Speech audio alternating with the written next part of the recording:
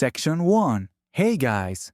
Tonight, we're heading east, way east into the dusty courtyards of the Ottoman Empire, where weary pilgrims stop to rest in stone-walled caravanserais, and where every dawn begins, not with coffee, but with the scent of baked date bread drifting on the desert air. You're not in a hotel. You're not on vacation. You're on pilgrimage. And spoiler alert, you probably won't survive this one unless you're good at walking for 6 hours on half a loaf of scorched flatbread and a sip of rose water. So before you get comfortable, take a moment to like the video and subscribe, but only if you genuinely enjoy what I do here. And while you're settling in, drop a comment with your location and what time it is where you are. Are you listening under a warm blanket? Or are you just pretending this is a bedtime routine and secretly scrolling? Now dim the lights, maybe turn on a fan for that soft background hum, and let's ease into tonight's journey together. You wake before dawn, not because you want to, because the mule 2 courtyards over has started braying like it's warning of the apocalypse. The cold slaps you awake harder than any prayer call. And your wool cloak is doing a poor job of pretending to be a mattress. You sit up slowly, joints cracking body stiff from yesterday's march across stony earth. The air is thin and dry, already full of the quiet rustle of bodies getting ready. Around you, dozens of pilgrims lie curled like commas on straw mats and faded carpets. One man snores through a nose whistle that defies physics. Another stirs his coals, coaxing heat into the silver base of a kettle. Above the sky is still ink-blue stars fading like breath on a mirror. But here in this courtyard, enclosed by thick sandstone walls, weather-worn arches and the smell of donkey leather, something is already beginning to stir. It's date bread day, which to be fair is every day. But today it matters more. Because you heard a rumor last night whispered between 2 women from Damascus that if you eat the bread hot while the sun crests the minaret and you say the verse just right, your prayers travel faster. You don't know if it's true, but honestly, you're not in a place to turn down a little cosmic boost. You roll up your blanket, stuff it into your pack, and follow the scent of warm ash and sweet fruit. The baker's corner is already glowing, not from sunlight but from the soft orange heat of the clay ovens. Tandoor-style mouths wide open, swallowing discs of dough one after another. The walls here are blackened with years of soot and ritual. A line has formed, slow-moving, quiet, reverent. There are no cash registers, no menu boards. Just 2 old men sitting cross-legged on mats hands, dusted in flour-kneading dough with the kind of rhythm only decades can teach. They don't look up as you approach, but one of them nudges a lump of sticky dough toward you with the back of his knuckles, a silent invitation. You settle beside them, mimicking the motions. Your hands work quickly, pressing and folding. The dough is warm and sweet, infused with mashed dates that someone must have boiled the night before in a battered copper pot. There's wheat flour too rough, coarse. Not the kind you'd find in a palace kitchen. But it does the job. You reach for the pot of ash water, dipping your fingers in the grayish liquid to keep the dough from sticking. It smells faintly of lemon peel and smoke. Cleansing, ritualistic, and probably mildly toxic, but hey, so is everything on this trip. You press the dough flat. Not too thin, not too thick. The older man gives you a nod that says, close enough. Then he tosses it to the oven wall with a flick that looks easy but would send you into early retirement with 3rd-degree burns. You watch your loaf puff up slightly, its surface darkening to brown, then black at the edges. This is what passes for breakfast on the road to Mecca. A blistered disc of bread, half-burned and entirely sacred. It's not just food, it's fuel for the body, the journey. And sometimes they say the soul. You hear a cough behind you, a child tugging at his mother's sleeve. He wants one of the small balls of dough to be set aside, the ones shaped like birds. You glance at the baker. He shrugs. For the sparrows, he says simply. You don't ask why. You just watch as he tosses the tiny loaves onto a ledge where the birds usually perch. Historians still argue whether these little breadbirds were acts of piety, superstition, or boredom. Some say they were made as offerings, others that they were snacks for jinn. Whatever the reason, it's a quiet ritual that feels older than the stone beneath your feet. You reach for your own loaf as it's pulled from the oven with a hook. It's hot, too hot. But you don't wait. You tear off a piece. Steam curls into the air like incense. It smells like heat sugar and the long road ahead. Section 2. You chew slowly, letting the bread dissolve across your tongue. The outer edge is just a little burnt, but the middle is warm, sticky, sweet, full of that deep earthy taste that only comes from mashed dates and flour ground by hand. It's not fancy, but it's honest, and somehow exactly what your body needs. You sit there for a while, wrapped in your cloak, steam curling up from your hands like morning incense. Around you, the courtyard stirs. Someone coughs. A kettle whistles. Hooves clatter against a worn stone. You shift on your mat muscles aching from the long march yesterday. Your back protests, so do your knees. But at least the day has begun. And you're still here. You stand slowly, crackling like old wood, and begin walking across the ancient flagstones. The ground is still cold beneath your sandals. The kind of cold that creeps in, not with a bite, but with a soft warning. The Caravanserai is waking. Pilgrims move like shadows in early light, bending, praying, stretching. A few already fussing with their packs, tightening straps, shaking dust from robes. You pass by the water basin, carved deep into a block of limestone, smooth from 100 years of use. The water is still, perfectly still, like a mirror holding on to the last few stars. You dip your fingers in. It's freezing, but clean. You splash your face and suddenly your whole body wakes up. You don't dry off. You let the water cling to your skin, evaporating slowly with the sunrise. Then there's movement across the courtyard. A signal. Another oven is being prepared. This one is communal, for anyone willing to bake their own. A boy with flour on his tunic calls out. He doesn't speak loudly, but somehow everyone hears him. You walk over, still chewing the last bite of your first loaf, still feeling the way it melted between your teeth. Someone hands you dough, still warm, still sticky, speckled with brown flecks of softened date. You roll it gently in your palms, then flatten it against the heel of your hand. A breath, then a slap.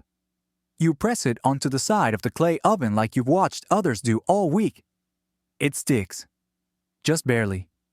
You step back and wait. The fire pulses. You can feel it in your knees, like a heartbeat made of smoke and heat. You stand beside a man whose beard smells like pine and ash. He nods at your technique, then turns back to his dough humming something wordless.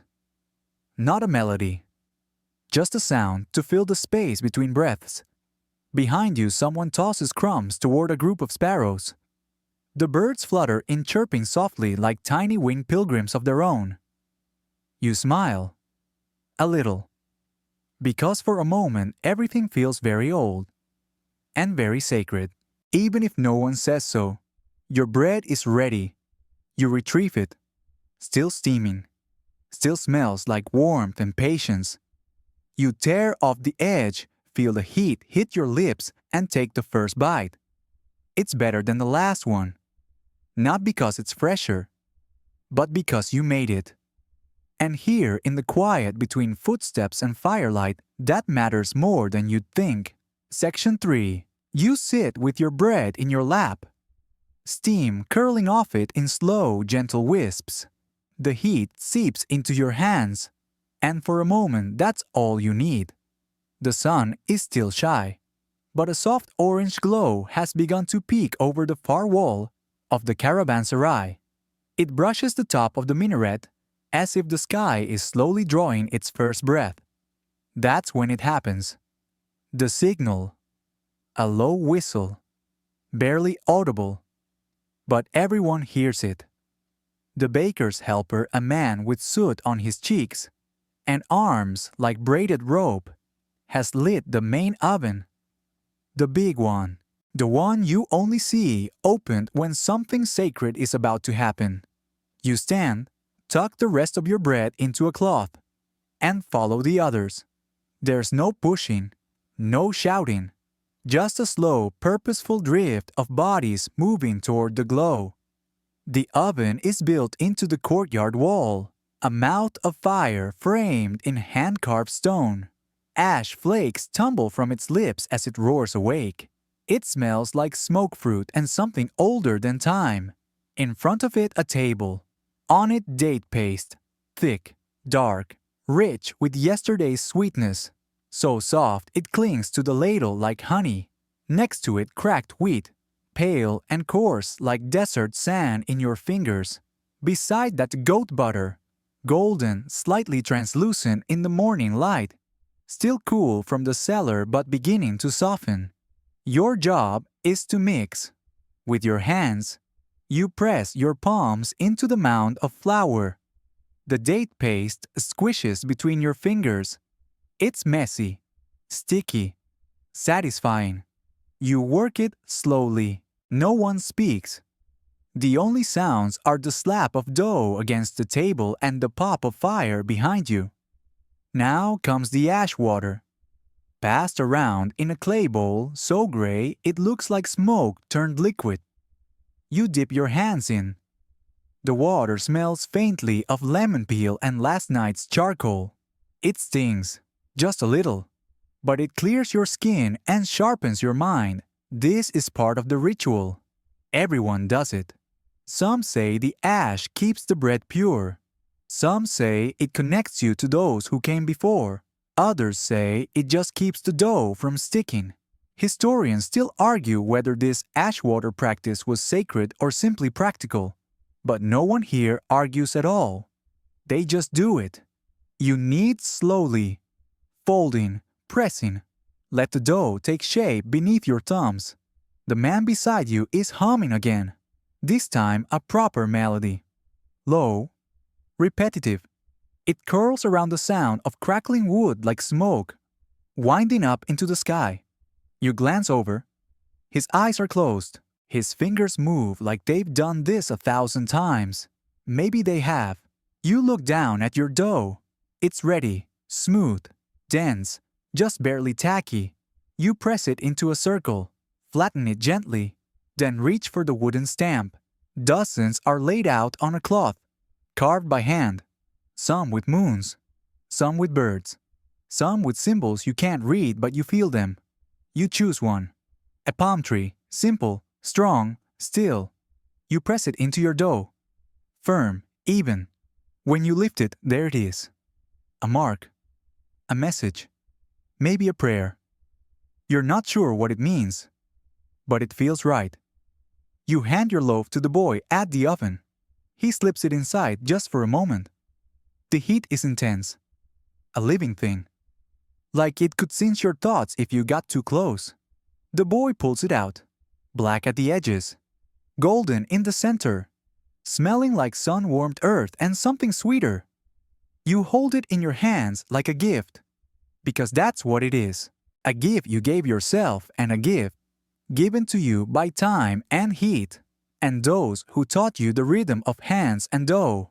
You step back from the oven, clutching your stamped loaf, and for a moment you feel full, not just from food, but from something deeper, from tradition, from silence, from flame. Section 4. You carry the warm, stamped loaf in both hands, cupped gently, like it might crumble if you hold it too tightly. It's still steaming, still soft. The date-sweetened dough has firmed at the edges, but the center is delicate. You sit down near the edge of the courtyard, close to where the sun is just beginning to trace gold along the stone. There's no bench, just a woven mat, frayed and thin, but enough to separate you from the cool ground. You tear the bread. It resists slightly, then gives way. Inside, the dates have melted into soft seams of syrup, dark and glistening. You lift a piece to your mouth and pause. Not in hesitation, in reverence. You've heard the stories.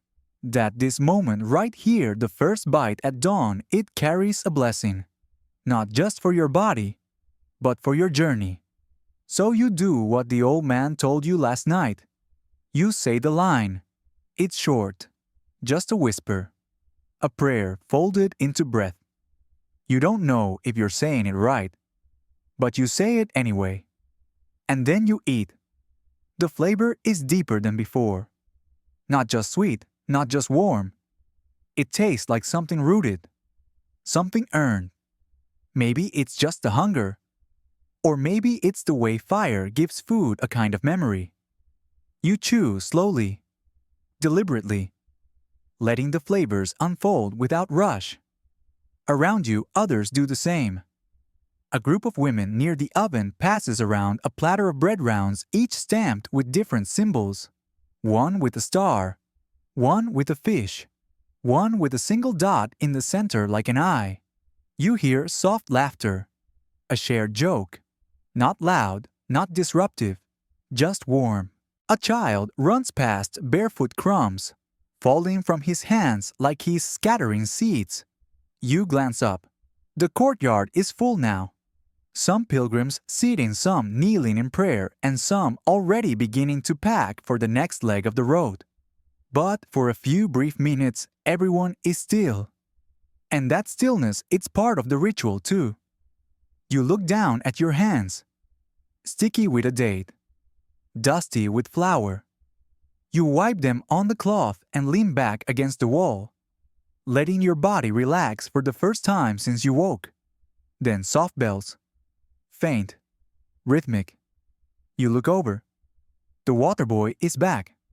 He moves through the courtyard with the same gentle pace he always carries. Not rushed, not loud, just steady. At his side, a goatskin flask, tied with green thread. As he walks, the bells on his ankles jingle in time with his steps. It's not music exactly, but it feels like a song. He stops near your corner, offers the flask without speaking. You nod, hold out your hands, palms up, respectful. He tips it slightly and a drop of rosewater lands in your palm. It's cool, fragrant, sharp. You rub it between your hands and inhale deeply. The scent cuts through the morning smoke. It wakes something inside you, but softly, like a memory being unwrapped. The boy moves on. You hear others whisper thanks. Not loudly, just enough for the moment to feel shared. The rose water isn't for cleansing. Not really. It's for centering, for remembering. No one quite agrees on where the ritual began. Some say it was an old Persian custom. Others claim it came from North African healers. Historians still argue over whether it had religious meaning or was just the luxury of those who could afford flowers. But here, in this moment, it doesn't matter. It's part of the morning. Like bread. Like fire. Like breath. You close your eyes for a moment. Let the scent linger. Then you return to your loaf. Only a small piece left now. The edges have cooled. The sweetness is more subtle. But still you eat it slowly. Purposefully. Every bite feels like it carries the weight of more than just food. Like it's wrapping you in something quiet and old. When the last bite is gone, you sit back and let your shoulders drop. The warmth of the bread still in your chest, still in your fingers. You're not full in the modern sense. You could eat more. But somehow you're satisfied. The ritual wasn't about fullness. It was about presence. And presence, it turns out, is enough. You stand. Stretch your arms above your head. Across the courtyard, people are beginning to gather their packs. Donkeys are being loaded. Blankets folded. Water flasks checked. The morning is shifting. The hush is giving way to movement. But before you join the current, you pause. Look back at the oven. The coal still glowing. The smell is still rich. The stamps still resting on the cloth. You wonder how many pilgrims have stood where you're standing. How many stamped their bread, whispered their lines, shared a drop of rose water before stepping back into the road. You don't know. And maybe it doesn't matter. What matters is this: you did it too. You were part of it, and somewhere in the folds of your memory, the warmth of this morning will stay, pressed like a seal into the dough, waiting just beneath the surface. Section 5. The sun is higher now, not harsh yet, but strong enough to paint sharp shadows across the courtyard walls. Your breath no longer fogs in the air. The chill has lifted, but the stone underfoot still holds the coolness of night. You're walking again. Not far, just a few paces. Following the sound of bells, that soft rhythmic clink that means the water boy is nearby. There he is, weaving through the courtyard like a thread being pulled gently through cloth. He's small, maybe 8, maybe 10, hard to tell. His tunic is dusted with flour. His feet are bare, and those bells on his ankles, they jingle with every step, like wind chimes worn as jewelry. Slung across his back a goatskin water flask. Not full, never full, just enough to give. He's not here to sell. He's not here to serve. He's here to offer a drop, a gift, a tradition. You step into his path. Hold out your palm. He stops, looks up, smiles with eyes that seem too old for such a small face. Then he tilts the flask, and one perfect drop of rose water falls into your hand. You rub it into your skin. Cool, fragrant, soft. The scent clings to your fingertips like memory, like a promise. Others move around you. A man with a limp. A woman with beads braided into her hair. A pair of boys, barefoot, and laughing, carrying loaves in bundles of cloth. They all pause for the water boy. Not because they must, but because they always do. And you wonder, how long has this been going on? This quiet ritual of one drop at dawn. Historians aren't sure. Some say it was a practical way to keep pilgrims alert in the morning. Others believe it began as a kind of purification, a way to sweeten the senses before stepping back into hardship. But here, in the hush between baking and departure, it feels like more. You step aside, let the boy pass. His bells jingle softly behind you, and soon he's gone, swallowed into the shifting crowd. You turn back toward the ovens. A few pilgrims are still baking, pressing dough into circles, stamping them with patterns passed down from families you'll never meet. You walk closer, sit beside an older woman. Her hands move with slow precision. She's shaping her bread with care, more care than you've seen anyone else use. You watch. She doesn't speak, but she glances at you, wants a quick flicker of permission. So you keep watching. Her dough is darker than yours was, more date paste, maybe a bit of barley flour. She doesn't use a carved stamp. Instead, she uses her fingertips. She presses small circles, then lines, then another circle in the center. A symbol. Not one you know, not one you ask about, but it looks like something meaningful, like something whispered across generations. She lifts the flat round onto a wide wooden paddle.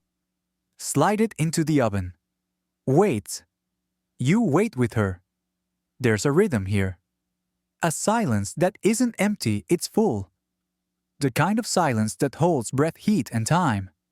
The bread comes out, charred just at the edge, golden in the middle, still steaming. She tears it in half, offers you a piece. You hesitate. but only for a second. Then you take it. It's different from the others. The crust is thinner. The inside is denser, slightly smoky, slightly sweet. You chew slowly. She nods once, then turns away. Her eyes were on the next bowl of dough. Already beginning again. You sit there eating in silence, watching the way the oven glows, and you begin to notice it isn't just the bread, or the fire, or even the rose water. It's the way everyone moves, softly, deliberately, together. There's no master of ceremonies, no list of instructions, no rules nailed to the wall, just practice, memory, belonging. You hear someone mutter an old saying as they fold their bread into a cloth.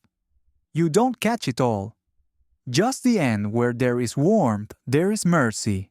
You like that, even if it's just something people say. You look down at your piece of bread. It's nearly gone, just a bite left. You savor it. Let it dissolve slowly. It's sweeter now. Or maybe you're just more awake. You lick the date syrup from your fingers. Wipe your hands on the cloth. Then stand. The courtyard has changed again. The air is busier. Voices louder. Packs lifted. Animals stirring. Footsteps echoing off stone. But here at the edge of the ovens it's still quiet, still warm. And you know you'll carry this warmth with you. Into the road, into the dust, into the long, hard steps ahead. Because this moment, this ritual wasn't just about food. It was about beginning again. Together. Section 6. You move toward the long wall where the stamps are kept, not because you need one, but because you want to see them again. They're spread across a faded woven cloth. Each is carved from old wood, dark from age, smooth from use. Dozens of them. No labels, no names.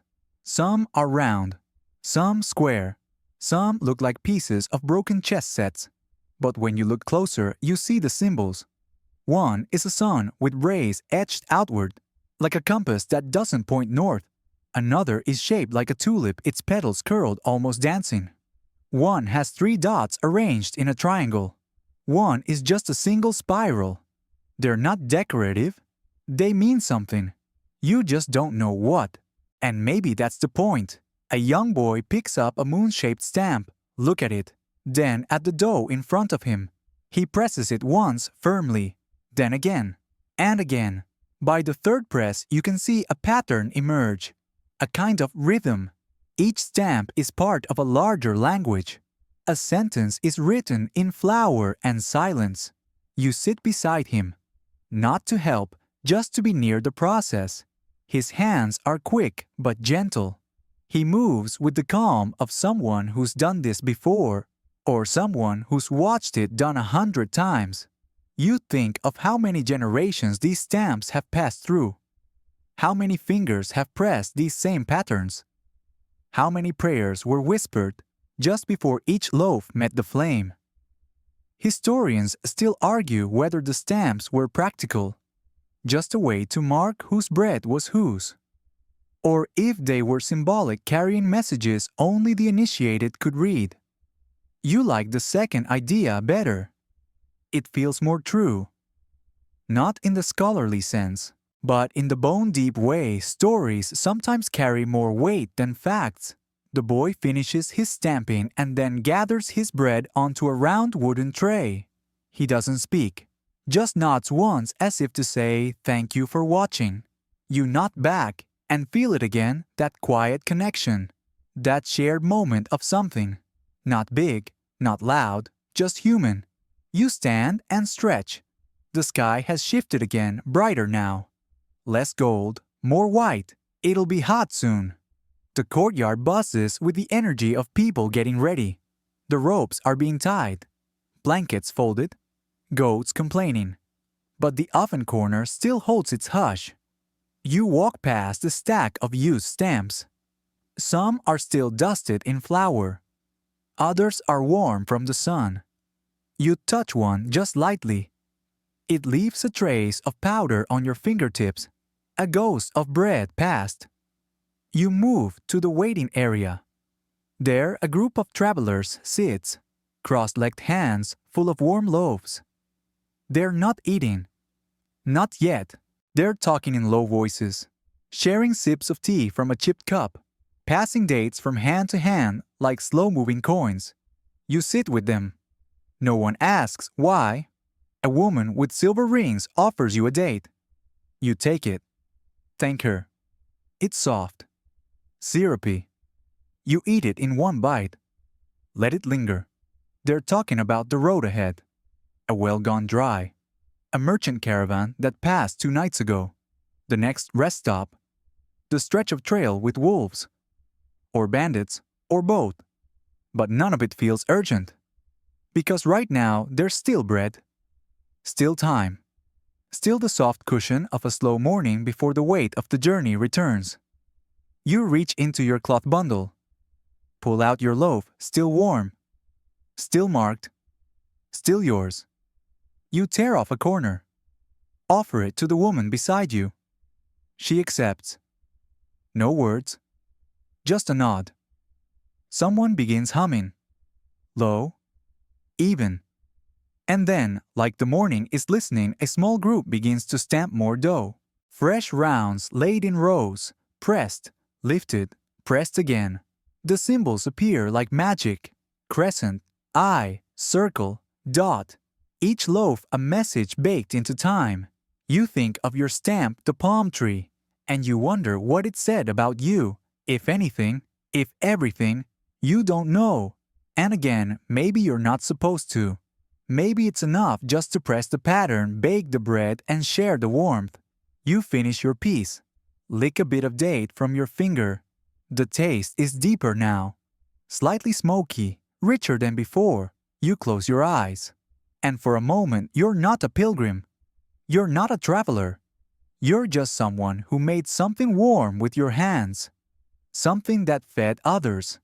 Even if only for a morning. You stand again. The courtyard is louder now, busier, but the bread corner still pulses with that quiet rhythm. Stamp, knead, bake, share.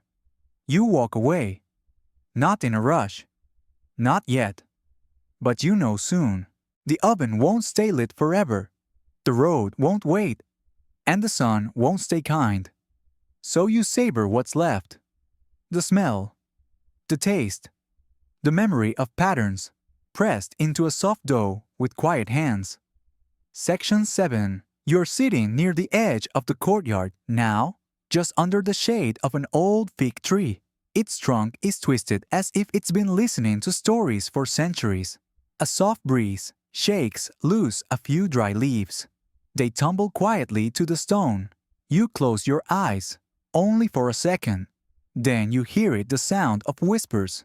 But not secretive, not tense, just quiet, measured. You open your eyes. Across from you, 3 women sit in a small circle. Each one holds a different kind of bread, different shapes, different stamps, different textures. They're trading pieces, tearing off corners, swapping them, tasting. You watch as they nod thoughtfully. One smiles. Another grimace. Then they laugh softly like people who've done this before. You shift closer, not interrupting, just listening. One of them points to a round, slightly burnt loaf. It has a delicate star stamped into the center. She tears a piece and offers it to the others.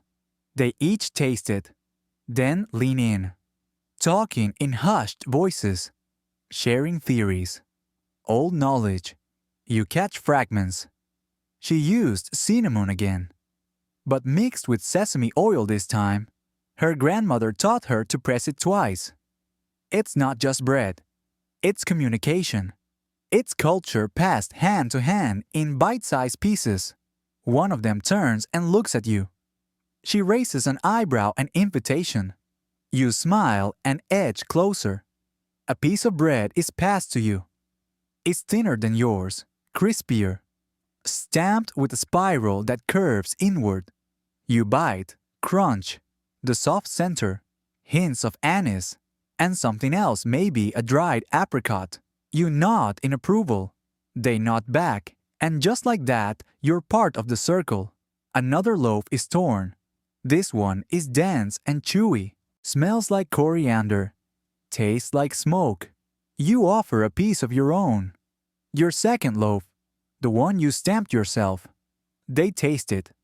The woman with the silver ring smiles. The others murmur, "Nice balance. Could use a little more paste." You chuckle. Fair. You never thought you'd be in a bread-tasting circle at the edge of an Ottoman caravanserai. But here you are, exchanging flavors like stories, learning without lessons. And around you the air smells of heat and flour and wood smoke. You hear more voices. Not the loud kind, but steady, familiar. People bartering, trading. A woman exchanges figs for salt. Another offers a vial of thick oil frankincense, maybe in return for stamped bread wrapped in linen. It's a marketplace. But quiet. Almost sacred. You stand and walk slowly past the exchanges. One man holds a small pouch of ground herbs, something to mix into a dough. He's whispering to another about the blend. His voice drops lower when he says the name of the plant. You don't recognize it, but it sounds rare. You wonder how many of these ingredients traveled here the same way you did on foot. On the back of donkeys, packed in crates and sacks, clutched in palms and prayer beads. It's not just bread. It's geography. It's trade routes. It's entire ecosystems folded into flat circular loaves. A few younger pilgrims nearby are comparing stamps, holding them up to the light, trying to guess their meanings, or inventing them. That's a symbol for good sleep, one jokes. No, says another, it means, don't burn it this time. You laugh quietly. They're probably wrong, but also maybe not. Because here in this courtyard, the line between sacred and silly is thin. Both live in the same morning air. You find your way back to your bundle. You check your flask. Still a little water left. Enough for the road. You sit again, watching others begin to gather their things. But some remain. One woman starts humming a slow melody. Another joins, not singing, just drumming her fingers on her folded pack in time with the rhythm. It's hypnotic. The kind of sound that could lull you into sleep or call you to attention, depending on how you hear it. You close your eyes again. You're not tired, but the piece is heavy, inviting. You hear chewing, slow, purposeful, like people are sinking to the same tempo, bite by bite. It's subtle but real, like a ritual without rules, a rhythm without instruments. Chewing, humming, finger tapping, fire crackling.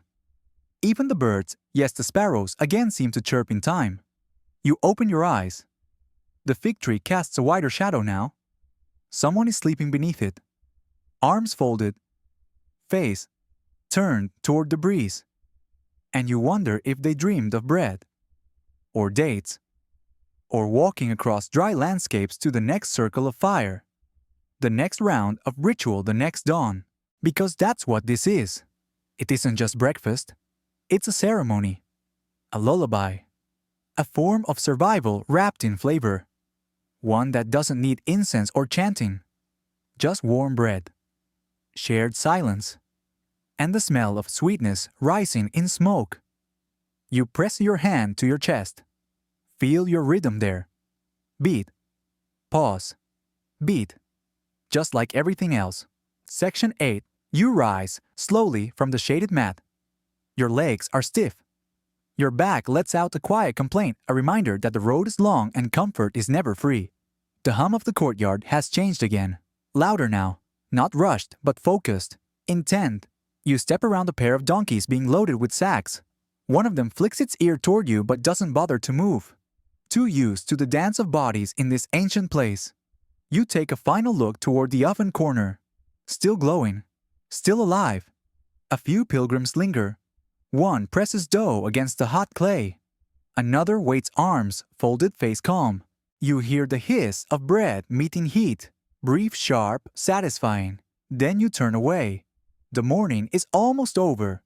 You head toward the outer gate.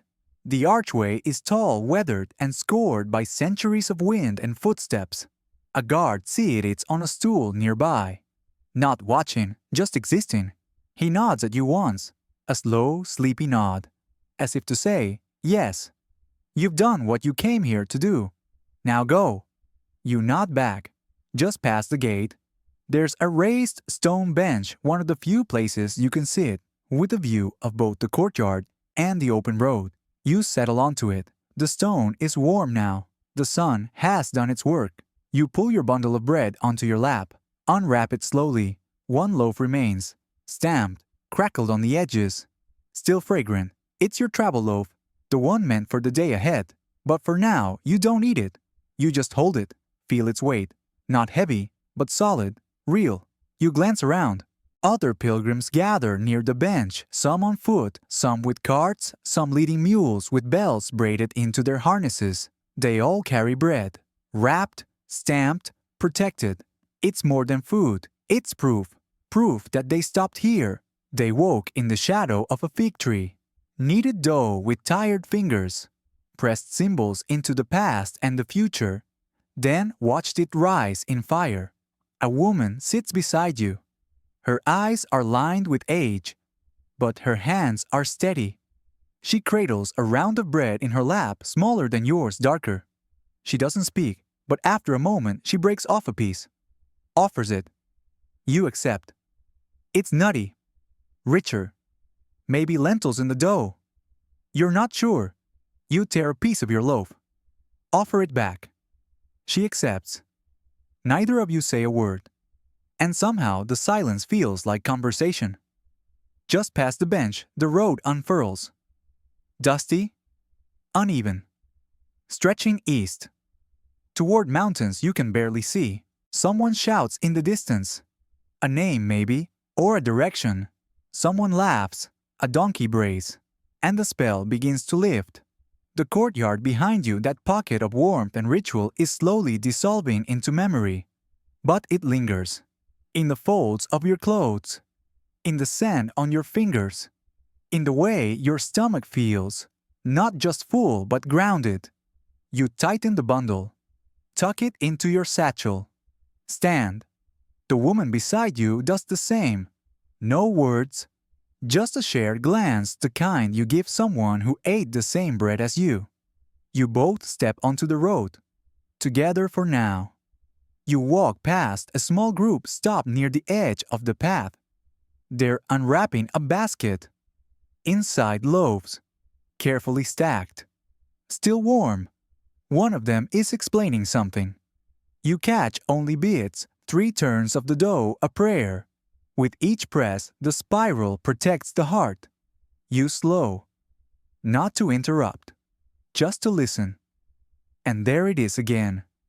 The knowing. The remembering, the passing down. These rituals, they don't live in books. They live in hands, in smells, in stamps worn smooth by repetition. Historians still debate whether these practices were spiritual, medicinal, or simply practical. But you know now they were all 3. Bread as medicine, bread as prayer, bread as memory. You move on, step by step. The road is uneven. Dust kicks up with every footfall. But your pack feels lighter because of what it carries. You glance at the pilgrims ahead. They walk like you do, not fast, but steady. Like they know that the next oven is always farther than it feels, but closer than you fear. And as you walk, you think of the oven's glow. The date paste, the ash water, the child with the bells on his ankles. You think of the woman stamping spirals with her fingers alone. You think of the bread you made, the mark you pressed. And even now, with it wrapped and hidden, you feel it. Still warm, still yours. You walk into the sun, and the bread walks with you. Section 9. The dust begins to rise behind your heels. Not much, just enough to coat your sandals. and remind you that road bread isn't meant to be clean. You pass a group of younger travelers. Their satchels are slung low, stuffed with dried fruit extra rope, and 2 or 3 spare loaves, wrapped in palm fiber cloth. One of them is whistling an odd little tune with too many notes. It doesn't match the rhythm of your steps, but you find yourself walking to it anyway. The sky stretches wide. No clouds. Just the pale heat of morning shifting toward noon. And up ahead, nothing but more road. And maybe, if you're lucky, a tree. Or a flat rock. Or another place like the one you left. But those caravanserais are far between. And what happened this morning that won't come again soon? You reach for your satchel and finger the edge of your cloth bundle. Still warm, just barely. You unwrap it. Half a loaf left. The stem, the palm tree still visible, though smudged with time and heat. You tear a piece off. Chew slowly. The flavor has changed.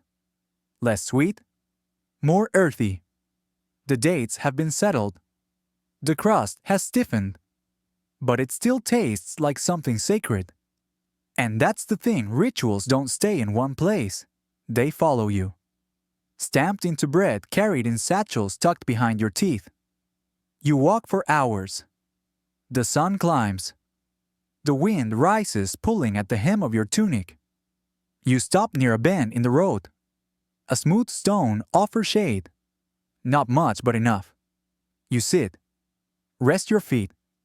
Dust clings to your skin in a fine, gritty veil. You reach again for the bread. Another bite.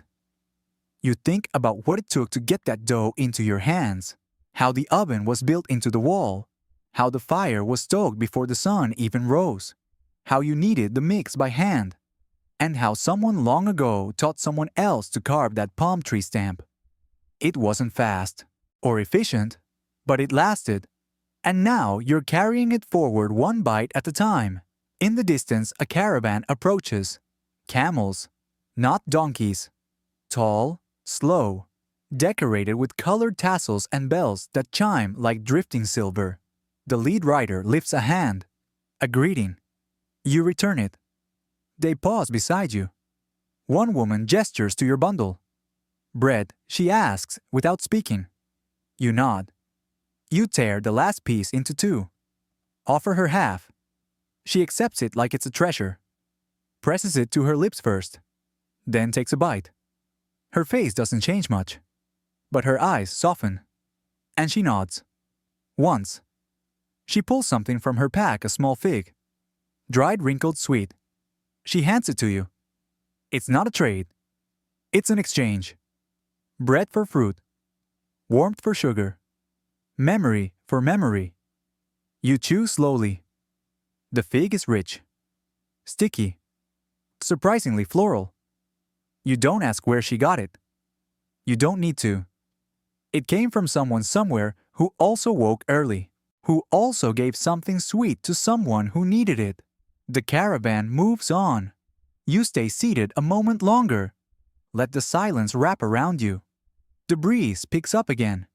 Carries the smell of something distant, a field maybe, or the edge of a garden, or someone else's lunch. You stand, shake the dust from your robe, and resume your walk. No bread left, no water, just the rhythm of your feet and the memory of the ritual still sitting gently in your chest. Up ahead, the road turns rocky, uneven, sharp in places. You slow down.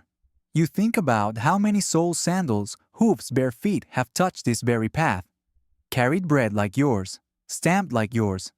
You smile, because somehow the act of baking that bread, pressing that market, made you part of something. Not a club, not a religion, something quieter, older, a chain of hands and hunger and heat. Historians still debate whether pilgrims did this for nourishment, for spiritual clarity, or because caravanserais just made it easier than the open road. But you know it was all of that. And something more. You crest a small ridge. There's a well ahead. A shaded rest stop. 1 tree. 2 stones. A clay basin half buried in sand. No people, not yet. You settle there. Draw in a slow, steady breath. It smells like nothing. And everything. The faintest trace of smoke. And figs.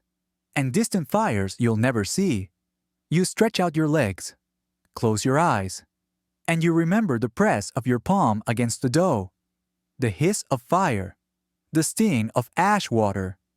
The warmth of that first bite. It's not nostalgia, it's fuel. Even now, even with the bread gone, you carry it. Pressed into your ribs. Etched into your memory like a stamp in dough. The road is long, but your ritual came with you. And tomorrow, somewhere else, when another oven glows at dawn, you'll remember. You'll reach for flour, dates, ash water. You'll press your pattern, make your loaf, bake it through, and eat it like it's the most sacred thing you've ever held. Because maybe it is. ChatGPT John Noy, Section 10. Your body moves slowly now, not out of pain but from a softness that only walking all morning can give. Your satchel is lighter. Your hands are empty. But you don't feel lacking. In fact, you feel full. In a strange, not about food kind of way. The road bends again, cutting through low hills where thyme and wild grasses grow. Their scent rises faintly in the breeze, dry, herbal, and slightly sweet. You pass a stone marker. It leans to one side, half buried in the earth, its carving long worn away. A pilgrim ahead of you places a hand on it as they pass. They don't stop. Just touch it like a greeting. Or a thank you. Or maybe a prayer. You do the same. The stone is warm, solid. There are no words carved that you can read. But the gesture matters more than any inscription. Historians still debate whether these markers were part of a formal route or simply left behind by travelers who needed something to hold on to. Either way, they're here. And you're part of that story now. You continue. A new sound rises in the distance, a low rhythmic beat. Not a drum, but something close. You follow the sound. Around a bend. Down a slope. There, in a shallow valley, is another small gathering of travelers. They've built a shade tent, using long sticks and patched canvas. Underneath a pot hangs above a gentle fire. Not bread this time. Porridge. Thick bubbling spiced with cardamom and date skins. The smell makes your mouth water. Even after a morning of bread, you're still hungry not just for food but for company. For the ritual of eating together. Someone waves you over. You join them. No questions. No names. They hand you a wooden bowl, warm, simple, full. You sip the porridge slowly. It's sweet. Not cloying. Balanced by a pinch of salt and a spice you can't name. You sit on a rolled mat. Stretch your legs. The earth beneath is soft. The grass here has not yet burned under the day's heat. You close your eyes, just for a breath. And in that breath, you hear someone reciting something. Not loudly. Not like a preacher. Just sharing. Their voice rises and falls like the road itself. The words are old, poetic, talking of long travels, of hands that bake and hands that bless, of bread as body and date, paste as memory. One line stays with you, whose stamps bread stamps the soul. You open your eyes. The speaker is an older man with a white scarf and eyes that squint when he smiles. He's not trying to impress. He's just telling. As if the story had waited in his chest until someone sat still long enough to hear it. You finish the porridge, lick the edge of the bowl, then wipe your mouth with your sleeve. Someone passes around a jug of water, cool, with a slice of citrus floating in it, a rare treat. You drink and pass it on. No one hoards, no one rushes. This is not a place for a hurry. It's a pause, a sacred one. The speaker finishes. People nod. Some clap softly. Others simply lean back like a weight has been lifted they didn't know they carried. You rise, stretch again. Your feet are sore, your back is stiff, but your heart is quiet. Not still, not stopped, just paced. Like bread rising, like footsteps falling into a rhythm, like a stamp pressed deep into warm dough. Someone offers you a small round of bread. It's dense, stuffed with herbs, stamped with a circle of 7 dots. You don't know what it means, but you take it, press it to your lips, and carry it in your hand as you leave the valley. Because this too, this quiet stop in the road, this circle of bowls and stories, this is part of the journey. Not a delay, not a distraction, a layer, a flavor, a pattern in the dough of the day. The path narrows as you move on. Stone gives way to sand. Footprints ahead of you fade. Your shadow stretches longer. And you walk not faster, not slower, but with a rhythm born of bread and porridge, and the way people pass knowledge without teaching. You pass another marker. This one is shaped like a triangle with a hollowed-out circle near the top. Inside a single stone. Someone placed it there. Not by accident. You pick it up, feel its weight, then set it down again. Not the same, but close.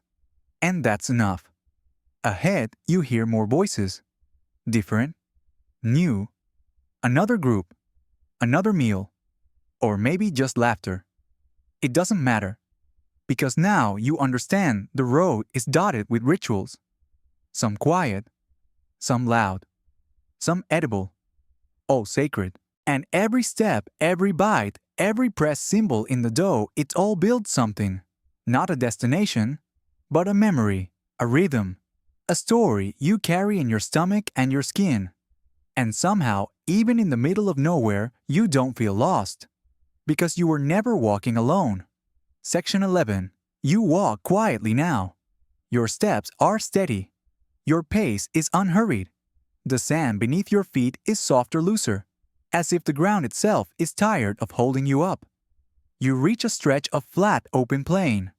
No trees, no rocks, no signs, just sky above and earth below, and the sound of your breath slow and deep in time with your heartbeat. Your hands are empty. No bread, no bundle, just the taste of cardamom still lingering faintly at the back of your tongue. And yet, you don't feel empty.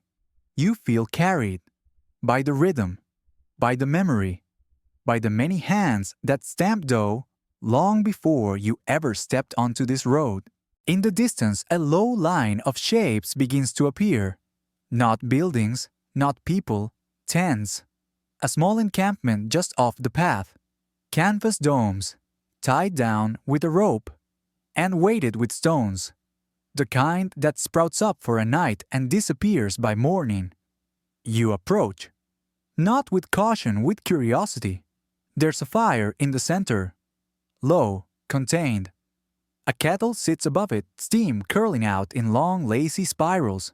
A young man tends the pot, turning a spoon with practiced quiet care. He glances up as you near, nods. You return the nod. He gestures toward a rolled mat. You accept. You sit. The heat of the fire brushes your legs. Gentle, not harsh. He offers you a small cup. The liquid inside is golden, fragrant, thick. You sip. It's not tea. It's not broth. It's date milk. Sweet spiced, infused with cinnamon and a trace of clove. It's warm in your throat, then in your chest. Like a story being told through flavor alone. He doesn't speak, but he watches you drink, and then he reaches into a small sack beside him, pulls out a round of bread.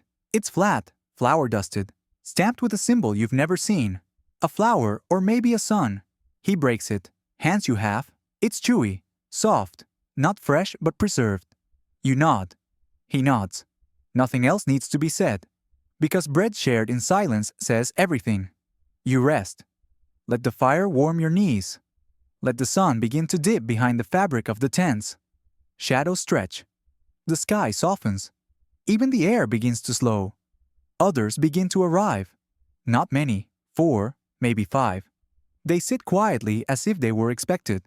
Each is handed a cup. Each receives half a round of bread. Each offers a nod in return. It's not a meal. It's not a service. It's a ritual. A slow, deliberate pause between the days that passed and the night that's arriving. One of the travelers, an older woman with sand-colored robes, reaches into her bag. She pulls out a handful of dry herbs, crushes them in her palms, sprinkles them into the fire. The smoke shifts. Thicker now, spicier. You smell sage, maybe myrrh. The scent curls into your lungs, calms you. No one speaks. No one laughs. But there's no tension here. Only the kind of peace that can't be rushed. You chew slowly. Savor the bread. Sip the milk. And for a few long minutes you forget the road. You forget the ache in your back, the weight of the sun, the dust in your shoes. You just sit among strangers and fire and bread. You hear someone hum, low, uncertain. Then another joins in, and another. Soon the air carries a tune you don't know but feel like you've always known. A melody without words, without beginning or end. Just breath, and heat, and the faint beat of someone tapping their thumb against the rim of a wooden bowl. You close your eyes, and for a moment you're not on the road. You're not anywhere. You're simply held by ritual, by taste, by the quiet knowing that someone else once did exactly this, 100 years ago, maybe more, drank from the same cup, broke the same kind of bread, breathed the same smoke. You open your eyes. The fire is lower now. The pot has been emptied. The bread is gone, but something remains. Not in your hands, not in your satchel. Inside, where hunger used to live, and where memory now sits. You rise, nod to the boy with the pot. He nods back. The others offer soft gestures. A smile, a hand on the heart.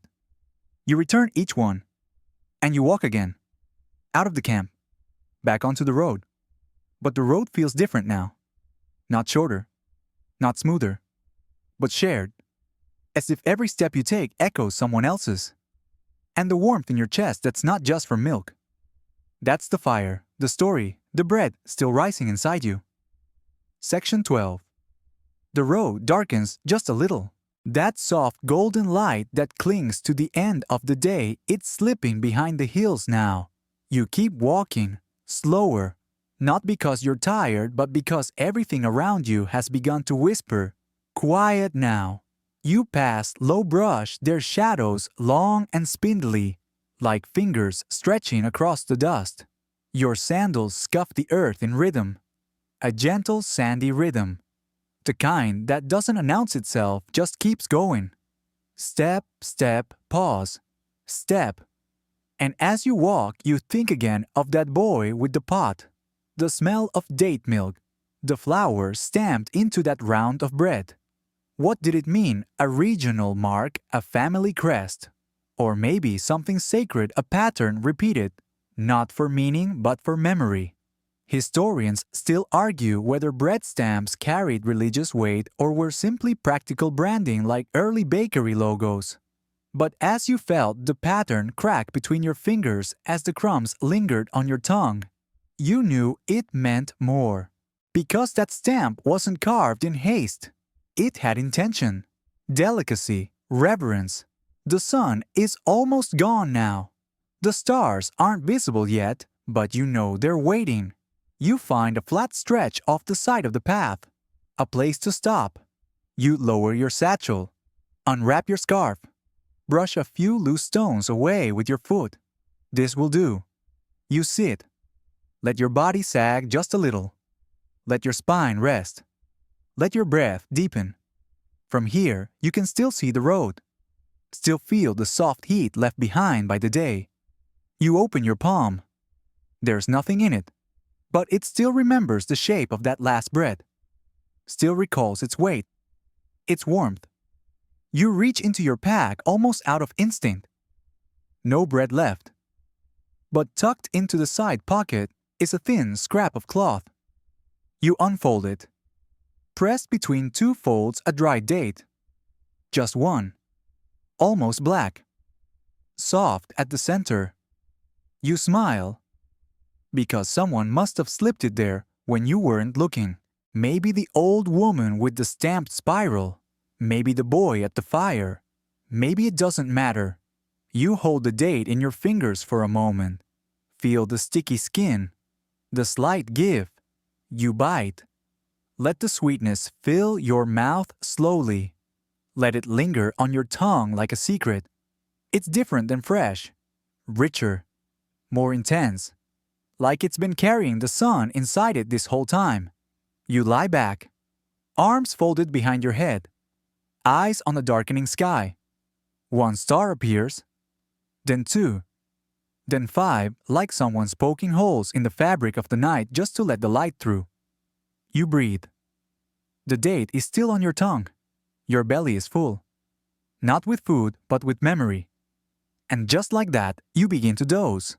But only briefly, because in the distance you hear it, the low sound of another caravan approaching. Voices muted. A bell or two. Laughter. You sit up. Pull your scarf back over your shoulder. Stand slowly brushing dust from your robes. You don't need to join them, but you'll walk near, just for a while. Maybe share the road. Maybe just listen. You walk. And as the stars gather above the pilgrims around you begin to sing, not loudly, not in unison, just here and there, a line from a lullaby, a tune hummed softly between breaths, a few words passed like coals between hands. You don't know the words, but you hum along. The night is cool now, not cold, just enough to wake your senses. And the rhythm returns, of feet and wind. And hearts, and rituals that refuse to die. Because even when there is no oven, even when there is no dough, the bread lives on. In song, in breath, in the way you pass one small sweetness to another and expect nothing in return. You don't speak, you don't need to. The road speaks, the songs speak, the stamp you once pressed with your palm, it still speaks. Just in a different language now, the one of stars, and firelight, and date-stained cloth. And tomorrow, when the sun rises again and you find your way to the next Caravanserai, you'll do it all again. Knead, stamp, bake, break, share. Because even in the silence of night, you know this isn't just food. It's faith. Not the kind sung from pulpits, but the kind built into crust and steam and shared breath. The kind that holds your bones together when the road gets long. And as you walk deeper into the darkness, your lips sticky from that one last date, your steps steady and soft, you carry the warmth forward quietly like an ember hidden in your chest. Section 13. You wake before dawn. Not because you meant to, not because anyone called, just because. Your body knows. The air is cool, almost cold. Your blanket, such as it is, clings to your shoulders. The stars are still out, but the sky is changing. The softest hint of pale blue spreads like breath along the eastern edge of the world. You sit up slowly, crack your back, stretch your arms. The other pilgrims around you still sleep, some curled under cloaks, some lying flat mouths open to the sky. Someone's donkey snores softly. You smile. Quiet is a ritual too. You rise, walk a few steps from camp, brush the dust from your sleeves, breathe deep. The world smells different before light. Less earth, more sky. Like everything is holding its breath, just waiting. You reach into your satchel. No bread. Not this morning. But a pouch of dried barley sits at the bottom. You take a pinch. Place it on your tongue. Chew slowly. It's not sweet. It's not soft, but it grounds you. The crunch of something old. The reminder of work ahead. You glance east. The light is coming faster now. The stars begin to slip away. Time to move. As you turn back, you hear a soft voice behind you.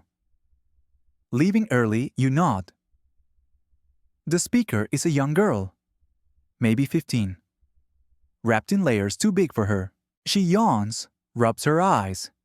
You reach into your satchel again. Find the last thing you forgot, a folded scrap of cloth. Inside, a paper-thin piece of dried bread cracked at the edge, but still bearing the faint outline of your old palm stamp. You break it in half. Offer it. She takes it without question, eats it in 2 bites, chews quietly, then looks up at you. It's good. You smile. That's enough. You walk again, past the sleeping figures, past the dying fire, back to the road. Your steps are slow but sure. Not because you know where you're going, but because you know you'll find what matters when you get there. Around the bend, a figure stands alone. Tall, wrapped in white. They face the rising sun. Still distant, still quiet. They hold something in both hands, flat round. You recognize it. Bread. Uncooked, pressed, stamped. They're waiting. For heat. For a fire. For someone to share it with. You don't interrupt. But you pause, just close enough to see the mark. It's new.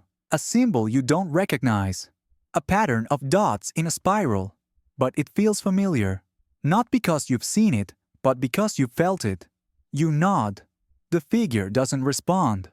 But their hands lower just slightly. As if to say someday when the oven is hot, you'll taste this too. You move on. And the road stretches ahead again. Golden light begins to pour across the path. Soft at first, then brighter, warming the backs of your hands. You close your eyes. Walk by memory, by sound, by the rhythm of your soles. And somewhere behind your ribs, you still carry that taste, not of the bread, but of the act of sharing it, of pressing a mark into something soft, of handing it to someone else, of watching their faces shift as it reached their tongue. The morning heat begins to build. Your shoulders sweat beneath your shawl. The wind picks up dust again. But you keep walking, because this road doesn't end in a place. It ends in a moment. And maybe, just maybe, you'll find another oven today. Another stamp. Another round of ash water and silence and flame. Or maybe you'll go hungry. Either way, you'll walk the same. Because the ritual isn't about the bread. Not really, it's about the waking, the sharing, the passing on. Historians still debate whether pilgrim bread was essential to the journey or just a comforting tradition layered over it. But you know better now. You know what it means to stamp something with your hand, then give it away. To feel your fingers ache from kneading, but keep going because someone is waiting for what you're making. You know what it means to eat in silence and understand someone without a word. That's not just survival. That's legacy. The wind shifts again. Carries a scent barely there. Smoke. Thin. Distant. But unmistakable. Someone's baking. You turn your face toward it. Follow the breeze. And hope with a quiet smile that they've left enough ash water for one more set of hands. Section 14. The wind leads you like a promise. You follow it not with certainty, but with trust. Not every day on this road offers a fire. Not every morning holds bread. But today you feel lucky. The sun is fully up now, painting the hills in pale amber. Your shadow stretches out behind you long and sure. As you crest the slope, you see it a low building of mud brick and wood tucked between 2 wide acacia trees. Smoke curls lazily from its chimney. The scent is unmistakable. Bread. Your stomach growls more out of memory than hunger. You quicken your step. Not enough to look eager, but enough to arrive before the crowd. The structure isn't quite a caravanserai. Too small. No central courtyard. But it's a resting place. A stopping point. And more importantly, someone here knows how to bake. You reach the doorway. A man sits cross-legged near the threshold, shaping the dough with his palms. His hair is white, his hands thick and practiced. He looks up as you approach. Says nothing. just gestures a small tilt of the chin. You step inside. The room is warm. Not stifling, just cozy as if the walls themselves are holding in yesterday's heat. In the corner, an oven glows. Not roaring, but alive. Its mouth is black with soot. Embers blink like eyes inside. Beside it, a wooden slab holds bowls of flour, a basin of water, and a pot filled with mashed dates. You recognize the tools. You know what to do. So you sit. You roll up your sleeves. You press your palms into the dough. No one speaks. The room hums with the quiet language of shared ritual. You mix the flour with ash water just enough to bind it. You fold in the date paste, thick and sticky and fragrant. You knead, you roll, you press. The man beside you glances over, nods, hands you a small carved block. It's worn. The pattern is almost gone, but you can make it out. A star. 8 points. Sharp, clean lines. You press it into the center of your round. Lift it gently. Lay it beside the others. Another joins it. Then another. Hands from behind you reach forward, pilgrims arriving, adding their bread to the line, each with a different stamp, each unique. But the dough feels the same. The weight, the give, the promise. The older man picks up the first loaf, yours. He slides it into the oven. Not with tools, with bare hands, quick and practiced. The hiss of dough against a hot stone sends a puff of steam into the air. The smell is immediate, sweet, smoky, sharp with the faint bite of ash water. You sit back, watch the flames, feel the sweat bead along your spine. This, you think, is what it means to arrive. The loaves bake quickly. The crust begins to brown. The symbols rise not visibly, but in presence. You can feel the stories forming in their shape. The man removes them one by one, stacks them carefully on a cloth-covered table. When your bread is set before you, it's hot. Too hot. You cradle it anyway, because this is what you came for. Not just the eating, but the making, the marking. This is your hand, preserved in flour and flame. You tear off a piece.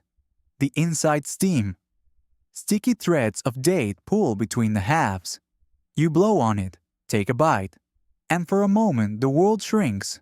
No road, no dust, just sweetness and fire, and the knowledge that you made this not just for you but with others. Beside them, like them. You eat in silence. So do the others. One woman across from you presses her fingers against her loaf before breaking it, as if to say this isn't just bread. This is memory, an offering and continuity. Historians still puzzle over how these scattered bread traditions could hold so firm across centuries, even when names changed and roads shifted and empires fell. But the answer is here, in this oven, in this room, in the quiet satisfaction of hot bread on a cool morning. It doesn't take power to preserve tradition. It takes people, hungry people, tired people, grateful people, people like you. You wrap the rest of your loaf in cloth. Place it back in your satchel. Stand. Nod to the man. He nods in return. You step back out into the light. The sun is high now, bright, but not harsh. You feel ready. Not because you're full, but because you've been part of something ancient. Your feet return to the path. Lighter somehow. As if the road beneath you recognizes the work your hands just did. You walk, and with every step you carry fire and flour, and stories pressed deep into the dough. Section 15. You don't look back. There's no need to. The warmth of the fire, the scent of singed flour, the memory of soft bread resting in your palms, they all walk with you now. The road ahead curves gently between two hills, and for the first time today you feel the breeze on your neck instead of your face. It's behind you, nudging you forward. Your satchel is no longer light. It carries one warm round of bread, still whole, still marked, still yours. And somehow that weight comforts you. The landscape changes. Low shrubs give way to dry stone. The sounds grow quieter except for the ever-present whisper of sandals brushing dust. As you walk, you pass others. Not many, but enough to feel the connection continuing. A boy with cracked water skin. A man humming beneath his breath. A woman carrying a tiny clay pot filled with a paste the color of burnt honey. You nod to them. They nod back. No words, just recognition. You walk on. And then, as the road flattens, you see it. Your last stop. The final caravanserai before the next long stretch of wilderness. It rises like a promise from the horizon. Thick stone walls, arched entry, a small watchtower at the corner like the tip of a raised eyebrow asking, "Made it this far?"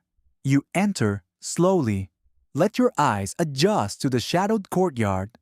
There are animals resting near the fountain, traders unrolling cloth, children playing with hoops made of bound reeds. And somewhere to the side, yes, a communal oven, its mouth blackened its surface, warm from the day's last rounds.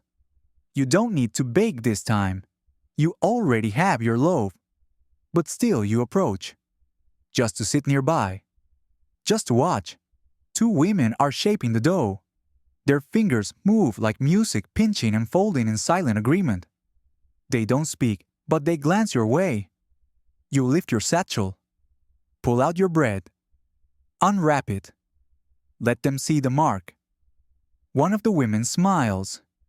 The other gives a small nod of approval. Your stamp is new to them, but not strange. It fits. You join them on the stone ledge beside the oven. The warmth seeps into your legs, into your spine. One of them tears a piece from her loaf, offers it to you. You accept, offer yours in return. There is no ceremony, no chanting, just a gentle sacred gesture of exchange. You chew, you swallow, and you smile, because this is the end of the road for now. And this is how it was always meant to end. Not with a destination, not with glory, not with monuments or medals or tales, shouted over fire, but with shared bread, a fading sun, and a quiet moment when nothing aches and no one is alone. Historians still wonder if these rituals had formal meanings, if they were designed to mirror celestial calendars, or sacred geometry, or coded messages passed down in crumbs. But those questions miss the point. Because sometimes a loaf of bread is exactly what it is. A story, a connection, a survival. You sit back. Stretch your feet. Let the last rays of sunlight warm your cheeks, and you know you'll walk again tomorrow. The road doesn't end here. But tonight you've earned this stillness, this silence, this taste of something ancient and perfect and whole. So you lean into the oven's fading heat. You watch the stars rise one by one, and you press the memory of this loaf into the folds of your mind as carefully as you once stamped your mark into the soft living dough. Because this is what it means to walk, to share, to be human on a road without end. Wind down 300 words. Now take a deep breath. Let it fill your chest, then leave you slowly. You've walked far, through dust sunlight and early morning firelight. You've shaped dough with your hands, pressed symbols into soft loaves, shared food with strangers who didn't need your name to know your story. The road has wound long and quiet beneath your feet. And now it's time to rest. Imagine yourself once more by the oven. The warmth on your knees, the scent of dates and flour in the air.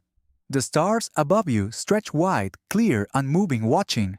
The last crumbs of bread rest gently on your tongue.